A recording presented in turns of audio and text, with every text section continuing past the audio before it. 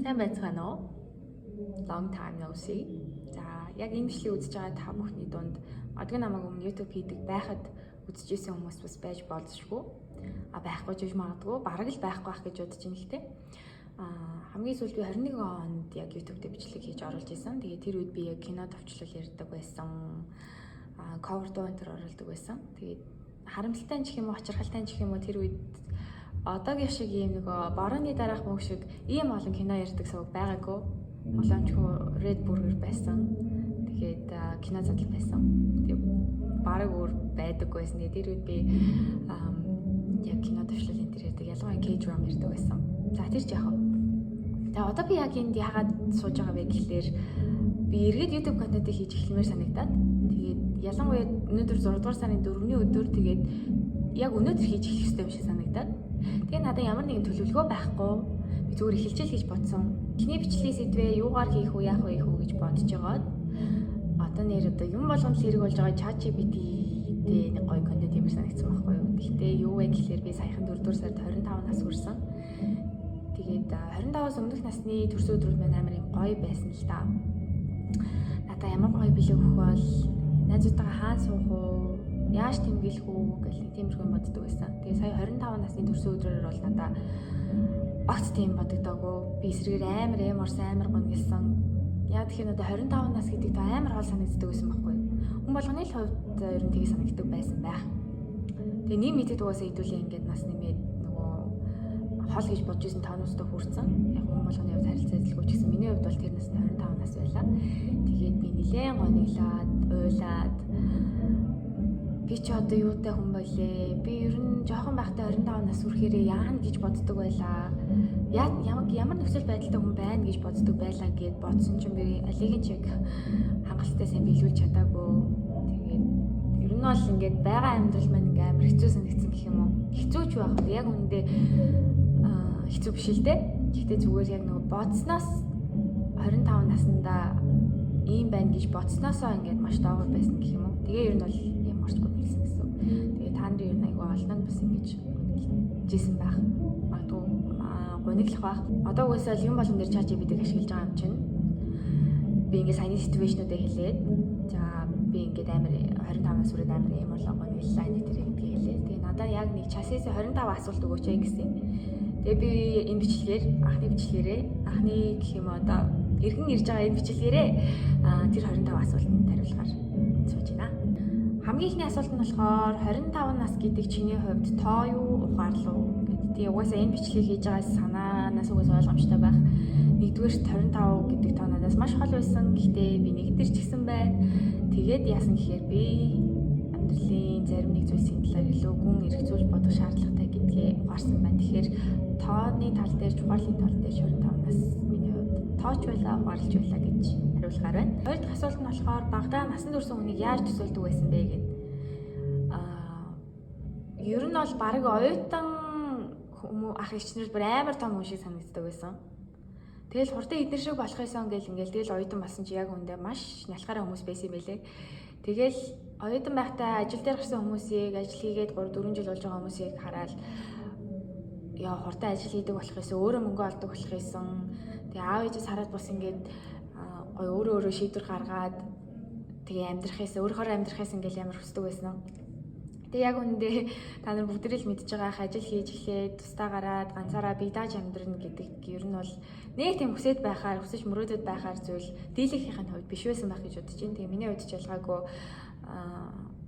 яг гоё талууд зөндөө байгаа. Гэхдээ нэлийн тийм хүсэмжит зүйл биш байсан гэх юм уу. За 3 дахь асуулт нь болохоор хизээ хамгийн сүүлд би өөрчлөгдөж байна гэж мэдэрсэн бэ гинэ. Би ер нь амар юмыг ингээ хайж чаддгүй, орхиж чаддгүй төрлийн хүн байхгүй юу. Тэгээд сүүлийн ер нь 2 гаруй жилийн турш гэх юм уу. Ер нь бол хамт байсан хүнээсээ болоод тэр хүнээс суралцаад тэгээд харьцангуй ингээд юмыг хайж жоох орхиж сурах нь дээр юм байна гэдгийг ойлгосон гэх юм уу. Мэдээж бусдын асуудал миний хувьд бас чухал л да. Миний одоо ойр дотны хүмүүсийн асуудал чухалч гэсэн зарим зүйлийг одоо би хичнээн оролцоод өөрчилж чадахгүй, шийдэж өгч чадахгүй тийм зүйлсүүд байдаг. Тэгээ тэрэнд хий зүгээр санаа зовхын оронд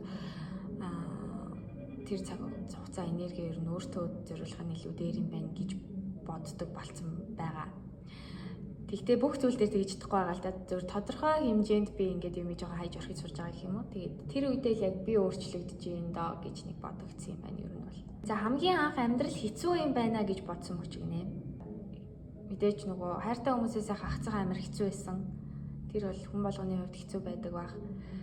Түүнээс гадна миний хувьд өвдөж зовоод өвчин тусаад ингээд хэвтэрт орчихгүй л бол бусдаар ингээд тэр хэцүү асуудлуудыг ер нь даван туулах боломжтой юм шиг санагддаг. Тэгэхээр би одоо амьдрал хэцүү юм байна гэж бодсон мөч одоохондоо жижиг сажиг юмнууд байгаагаас биш. Тийм айхтар бүр амьдрал үнэхээр хэцүү юм байна гэж бодгдсон юм. Одоохондоо л надад юугаагүй юм шиг байна. Тохиогоогүй юм шиг байна. За 5 дугаар асуулт нь болохоор бусдад хэлж амжаагүй чамайг тодорхойлдог үнэн. За энэ дээр бол би ингээд амар олон хүнээс сонсч ирсэн. Айгүй удаан хугацааны турш сонсож байгаа. Ингээд намайг амар ууртай гэж үздэг, их зантай гэж үздэг, амар хямсгар гэж үздэг. Тэгээ би бол тэрийг угаасаа хүлээн зөвшөөрсөн гэх юм уу. Би ингээд харагдах байдал маань ингээд одоо хүнтэй ингээд ярьж марж байхдаа би ингээд зүгээр заяа ингээд яриагүй байх үедээ ч юм уу зүгээр алхаад явж байгаа үедээ ч юм уу би ингээд амар ууртай бүр нэг ёо энэ охин бүр ямар би одоо хэрвээ өөрийгөө гаднаас нь харах юм бол энэ одоо ямар ярваасаа охин бэ гэж бодсон заяа. Тэгээд яа гарахгүй би тэр царайны хурлаа үнэхээр хянаж чаддгүй. Би амар хэцүү байгаа ч юм уу уурлаад ч юм уу тэгсэндээ ингэж юудаггүй. Одоо ийм тиймэрхүү царайны хурлаа явдаг байхгүй. Энэ ингээд одоо нөгөө булчингийн мемори гэдэг шиг надаа ингээд сууцсан зүйл би зүгээр алхах чахтаа ягаад юм хөмсгөө зангисдаг. Би ер нь зүгээр ингээд яриагүй байхдаа ч юм уу ямар нэг үйл гаргаагүй байгаа үедээ ер нь ингээд хөмсгөө зангидаа явж идэг юм байхгүй юу. Тэгээд тэрнээс болоод намайг ингээд амар ууртай, ааштай, хямсгар, их зантай гэж боддог хүмүүс амар олон байдаг. Тэгээд бусдад хэлж амжаагүй намайг тодорхойлох үнэн бол яг үүндээ би ерөөсөө ч ааштай, ууртай тийм хүн биш ээ. Би айгүй зөөлөн хүн байгаа шүү. За 6 дугаар асуулт нь болохоор 25 нас хүртэл чиний зүрхийг хамгийн их догтлуулсан зүйл гинэ. Энэ тэгэхээр яг 25 хүрээд догтлуулах болцсон зүйлийн талаар асууж байгаа юм болов уу? Яг би тэгж бодлого ер нь бол миний зүрх сэтгэлийг хамгийн догтлуулдаг зүйл бол мэдээж урлаг, дуу, бүжиг. Гэхдээ би дуулж бүжиглэх болоод ер нь амар удаж байгаа л та. Гэхдээ ингээд гоё дуу сонсох, яг ингээд эсвэл миний одоо шарахын зовлон яг үгүй бол ингээд аз жаргал, баяр хөөргийг ингээд илэрхийлж чадах тийм дуу сонсохоор ингээд шууд шар ус босдог заяа. Тэгээд би тийм мэдрэмж авч чадж байгаа даа ингээд амар гоё догтлдог гэх юм уу? Тийм байна. Тэгээд бас нөгөө ажил мэргэжлийн онцлогийн хувьд дандаа шинэ хүмүүстэй уулзаж ингээл ярилцлага энэ авах болдог. Тэнгүүт гой хүмүүстэй уулзаж бас ярилцлага авах боломжууд надад зөндөө гарч исэн. Тэгээ шинэ хүмүүстэй танилцаж ярилцлага авна гэдэг бол надад хизээд одоо хийхэд юм догтлуулмаар зүйлсэн нэг байдаг. 7 дугаар асуулт нь чиний хүүхэд нас одоо чамтай хамт байдгүй мэдээж байгаа. Хичнээн хүн том болсон ч гэсэн хичнээн их зовлон үзсэн ч гэсэн эсвэл хичнээн хөрөнгө мөнгөтэй болсон ч гэсэн тухайн хүний дотор яаж иж байгаа л нөгөө нэг яг л нэг тухтай орон зайдаа байж чаддаг ч юм уу нэг тийм хүүхдийн дургуусаа байдаг гэж би боддог. За 8 дахь асуулт нь болохоор өөртөө хамгийн анх уучлал хүссэн үйл явдал юу байсан бэ гэдэг. Би ер нь айлын том болохоор ингээд ойр дотны хүмүүсээ ер нь эргэн тойрны хайртай хүмүүсээ дотны хүмүүсээ дандаа нэгдүгээр тавих гэдэг байхгүй юу? За нөгөө хэд маань болж ивэл тэр маань болж ивэл энэ маань болж ивэл за би яах вэ гэдэг өөрийгөө нэг жоохон 2 3 4 5 тавьчих гэдэг. Тэгээд тэрнээсээ болоод би ингээ хангалттай бас өөрийгөө хайрлаж сураагүй болов уу гэж бодож байгаа. Ер нь бол яг 25 насны дээр ирээд нэг дүнсэн дүнэлт нь би ингээ хангалттай өөрийгөө хайрлаж чаддгүй өөртөөгөө одоо ингээ хойлохна байж сураагүй ч юм уу. Тийм сул тал надад байсан юм байна гэж би ялангуяа сүүлийн үед амар бодож байгаа. Тэгээд уучлал хүсмээр санагдсан зүйл гэвэл яг тийм үедээ л би яг өөрөөсөө уучлал гомор санагдсан. За 10 дугаар асуулт нь сүүлд хамгийн чангаар инээсэнд орсон юм шиг нэ. Харин л дээ та амар чанга тэгэж бүр нулимсаа гартал инээсэн юм. Яг ойрхон саяхан ойрхон байсан санагдаад байна. Гэтэ одоо яг юу болсыг вэ санахгүй байна. Гэтэ ямар ч үсэн ойрхон нэг сар марын өмнөхөө хугацаанд бол мэдсэн бахаа бүр үнэхээр нөгөө илгээ өвдтөл бүр хацрын булчингаа өвдтөл бол инээсэн. 11 дахь асуулт нь болохоор чиний 25 нас ямар дуугаар дурсагдах вэ гинэ. Энэ дуу чинь гараад ер нь удаж байгаа хаа. Би тэгээд хамт амьдардаг байсан ахаасаа манай ах маань амар олон удаа сонсоод байсан байхгүй. Тэгээд би энэ өөрөөсөө зүгээр хаалт мэддэг. TikTok-оос бас аюу сонсож байсан. Тэгээд Sasha Sloan-ы Older гэдэг дуу. The older I get, more that I see. My parents aren't heroes, they're just like me. Гэдэг дуу шүү дээ. Тийм тэгээд энэ дуу надад бүр амар сэтгэл буусан гэх юм уу. Би яг үгийг анх бүр яг тогтоод сонсоод яг үгийг хараад ингээд сонссон чинь бүр зүгээр энгийн л яг амьдрал болдог зүйлсийн талаар ингээд дуулсан байсан амар. Тэгээд аян амар гоё болохоор. Тэгээд яг 25 наснда ухааралтай минь уялдах болохоор би энэ дууг 25 насыг тодорхойлох дуу гэж бодож байна. Одоо 12 дахь асуулт нь болохоор хүн бүр ойлгохалгүй гэж өөртөө хэлсэн сүүлчийн зүйл гинэ. Ямар сайн асуулт үү те? Сүүлчийн зүйл. Сүүлчийн гэхээс илүү одоо яг ингэж бодож байгаа юм болохоор хүн бүр яг чам шиг мэдрэх алгүй л гэж бодсон юм байна. Одоо ингэ миний мэдэрч байгаа, ойлгож байгаа, хүлээж авч байгаа нэг юм байхад бусад хүмүүс яг тэр зүйлийг яг над чи ингэж хүлээж авах өсө боломжгүй шүү дээ. Тэгэж ч бас албагүй. Тэгэхээр одоо бас би ингэж мэдэрч байгаад яагаад нөгөө хүн тэгэж мэдрэхгүй байгаа юм бол гэж нөгөө хүнээ буруутгах ч юм уу. Эсвэл би яагаад ганцаараа ингэж мэдрээд байгаа юм бол гэж өөрийгөө буруутгах юм шаардлагагүй гэж бодсон. Тэгээд тийм болохоор ер нь бол бас бүхэн чамтай адилхан мэдрэх албагүй л гэж ойлгосон юм байна хамгийн сүүлд. За 13 дахь асуулт нь хизээ хамгийн ганцаардсан мэдрэмж төрж байв гинэ. Яг үнэндээ яг одоо айгүй ганцаардсан мэдрэмж төрж байна. Тийм. Угаасаа ингээл хүний амьдрал чинь ингээл гоё өдөр байна, муухай өдөр байна, гоё өдөр байна, муухай өдөр ингээл нэлээшлээ шүү дээ. Тийм. Одоо яг ингээд ганцаардах гэдэг чинь өөрөө одоо юу гэж хэлмээр юм бэ? Олон хүн донд байсан ч гэсэн хүн ганцаардаж болдог шүү дээ. Яг нөгөө нэг хамт баймаар байгаа хүн байхгүй үед ч юм уу эсвэл баймаар байгаа тэр ситүэйшнийг бүрдэхгүй үед ч юм уу тий vibe нийлэхгүй, яриа нийлэхгүй, үзэл бодол нийлэхгүй тийм газар хүн ганцаарддаг шүү дээ. За яг одоогийн нөхцөл байдал болохоор би яагаад ганцаардаж байна гэхлээр зүр ганцаараа байгаа болохоор ганцаардаж байна.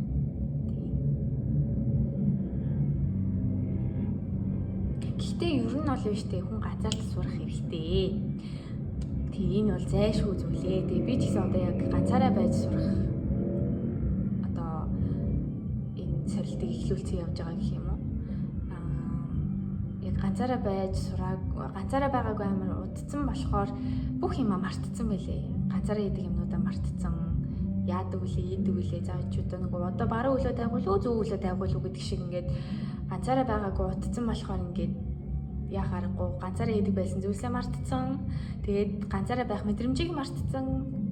Тийм байгаад байгаа байхгүй. Тэгэхээр ер нь бол ганцаардаж сурах хэрэгтэй. Тэгээд би одоо ганцаарч байгаа бол айгу сайн зүйл гэж харж байгаа. Тэгээд одоо 25 наснда ганцаараа байх зүгээр шүү дээ. Тийм үстэй те. Зүгээр асуудал. За 14 дахь асуулт нь чи өөрийгөө хайрлаж сурсан уу гинэ? Сураагүй. Би ихтэй суралцж байгаа. Та бүгдээрээ л суралцж байгаа. Өөрийгөө хайрлна гэдэг чинь өөрийгөө болно өөрийнхөө хувьд үн цэнтэй зүйлийг нэгдүгээр тавина гэсэн үг шүү дээ. Тэгэхээр би одоо яг энэ процесс суралцаад явж байна. За 15 дахь асуулт нь бусдад чин сэтгэлээсээ талархаж байсан сүүлийн хүн хинбэ гэдэг.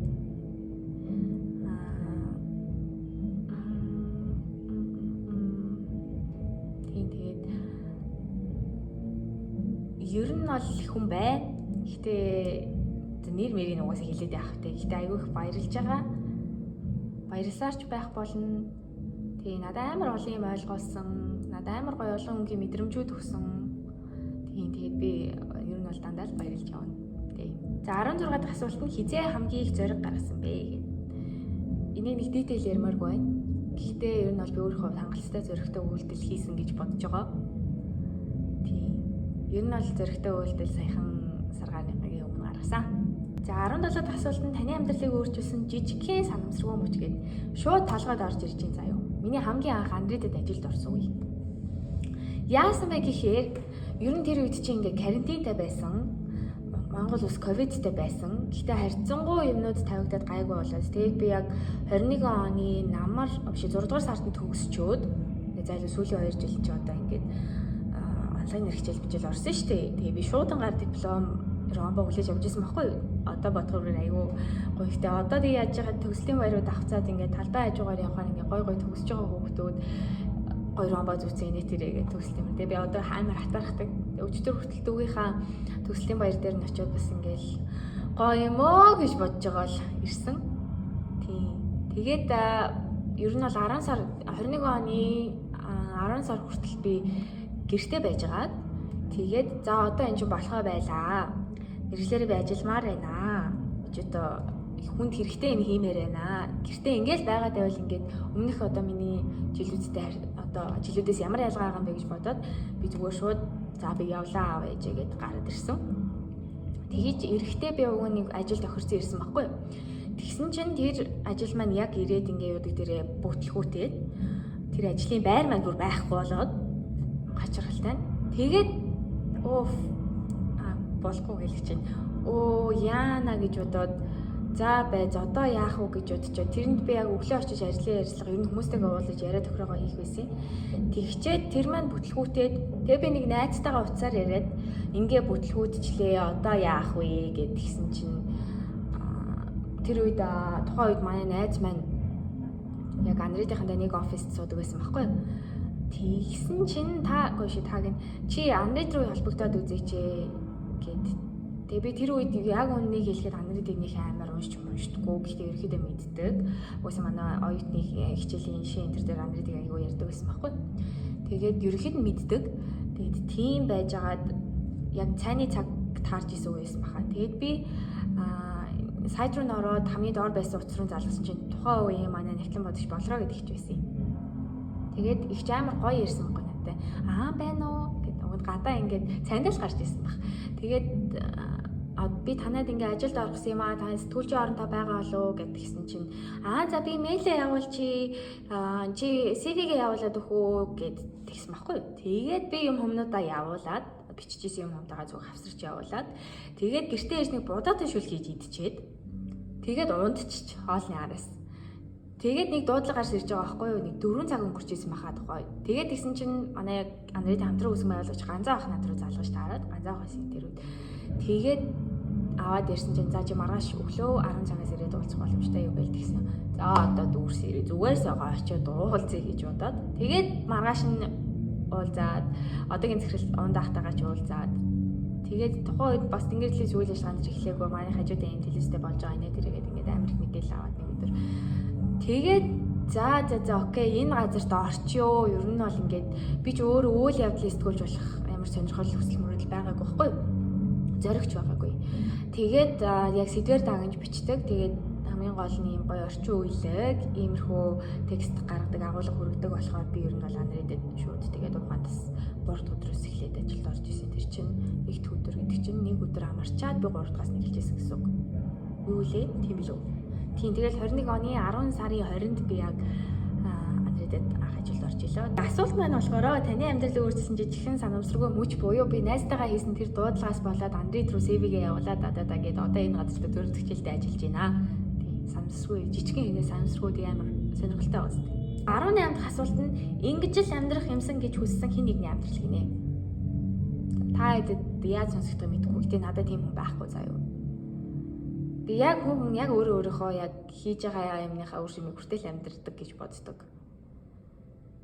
Сайш талаараа мууш талаараа. 19 дахь асуулт нь хизээ би одоо өөр хүн болсон байна гэж бодсон бэ гинэ. Энэ нөгөө би өөрчлөгчөө гэдэгтээ ер нь ойролцоо тий.